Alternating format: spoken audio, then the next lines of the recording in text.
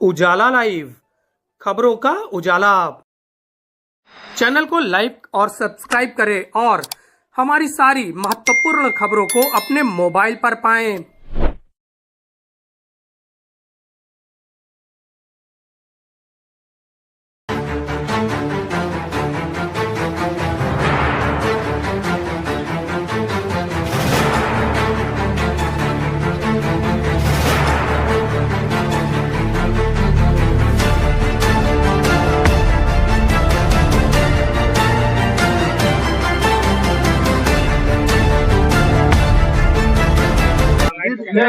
साथियों, आज शासन के निर्देश पे मेरे द्वारा तथा गृह सचिव महोदय के द्वारा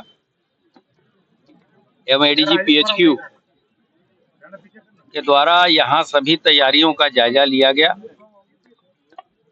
आप सभी अवगत हैं कि पिछले कुछ वर्षों से और विशेषकर कुछ महीनों से युद्ध स्तर पे इस महाकुंभ की तैयारियां शासन और जिला स्तर पे किया जा रहा है। अब आज 4 तारीख हो गई और प्रथम मुख्य स्नान 13 जनवरी को संपन्न होगा। उसके बाद से कुल 6 स्नान होंगे, जिसमें से 3 शाही स्नान होंगे। हम लोगों ने जो चीजें घूम के देखी और ये पाया कि जो इंफ्रास्ट्रक्चर, जो इक्विपमेंट तथा जो मैन पावर है, इनमें काफ़ी अच्छा समन्वय है और जो अधिकारी इन चीज़ों को इम्प्लीमेंट कर रहे हैं वो पूरी तरीके से कॉन्फिडेंट भी हैं और हमारी तैयारी भी पूर्ण हो चुकी है। और इसको और कैसे बेहतर बनाया जाए, इसके बारे में हम प्रयास कर रहे हैं। हमारी जो ट्रैफिक रेगुलेशन के संबंध में नए इक्विपमेंट्स आने थे, फायर कंट्रोल के बारे में जो नए इक्विपमेंट्स आने थे, इस वर्ष अन्य चीज़ों के अतिरिक्त शासन ने डिजास्टर, आपदा प्रबंधन, फायर सेफ्टी तथा ट्रैफिक के लिए विशेष प्रबंध, विशेष फंड्स जारी किए थे ताकि श्रद्धालुओं को किसी तरह की यहाँ कोई कठिनाई न हो। ये सभी इक्विपमेंट्स हमारे आ चुके हैं। आपने खुद देखा होगा कि यहाँ इंटरसेप्टर्स डिप्लॉय हो गए हैं। पीथर ड्रोन भी भारी संख्या में हैं। हम लोगों ने ऐसे एंटी ड्रोन सिस्टम भी यहाँ लगाया है और जो हमारा वाटर फ्रंट है उसको बेटर किया है, उसकी सिक्योरिटी को पिछले कुंभ के मुकाबले।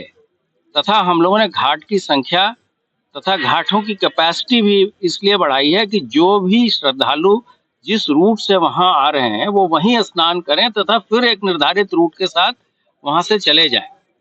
रेलवे के साथ भी बहुत अच्छा हमारा समन्वय है और हम मुख्य स्नान के दिन थल, जल और नभ तीनों तरीके से सुरक्षा की व्यवस्था प्रत्येक श्रद्धालुओं को सुनिश्चित कराएंगे।